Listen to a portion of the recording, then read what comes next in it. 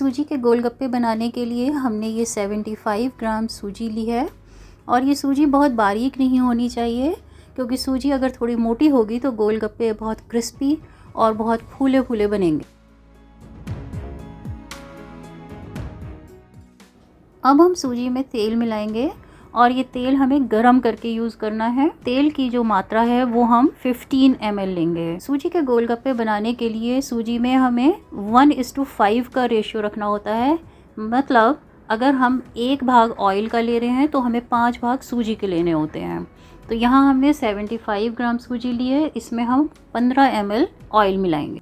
Oil को हमें सूजी में बहुत अच्छे से मिक्स करना है और फिर हम इसकी मुट्ठी बनाकर देखेंगे, ये बाइंड हो जानी चाहिए। अब सूजी में हम गुनगुना पानी मिलाएंगे। ये पानी सूजी के आधे से थोड़ा कम और तेल के दुगने से थोड़ा ज्यादा होना चाहिए। जैसे हमने 75 ग्राम सूजी ली है और उसमें 15 ml ऑयल डाला है, तो इसमें हम 35 ml गुनगुना पानी मिलाएंगे।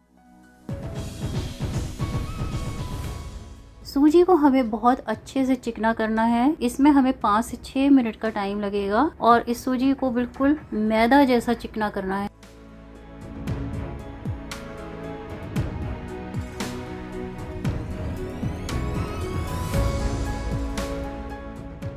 इसमें अगर हम उंगली से छोटा सा गड्ढा करेंगे तो डो हमारा धीरे धीरे अपने आप ऊपर की तरफ आएगा।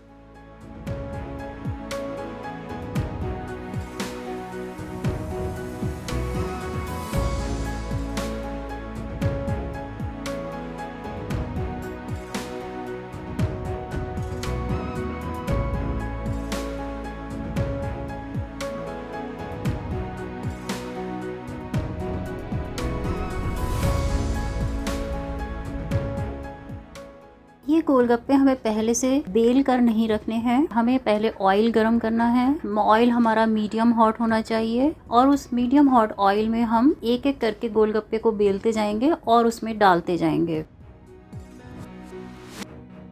एक एक करके हम कढ़ाई के साइज के हिसाब से इसमें गोलगप्पे डाल देंगे। जैसे हमने 5 गोलगप्पे डाले हैं एक बार में, और उसके बाद उन्हें थोड़ा सा नीचे से मीडियम फ्लेम पर ही सिकने देंगे। गोलगप्पे को डालते समय भी हमें ये ध्यान रखना है, तो जो हमने बेला है तो जो हमारी ऊपर वाली लेयर है कढ़ाई में नीचे होनी चाहिए। ये गोलगप्पे अपने आप फूलते जाएंगे। इन्हें हमें कलछी से दबाने या छूने की कोई जरूरत नहीं है।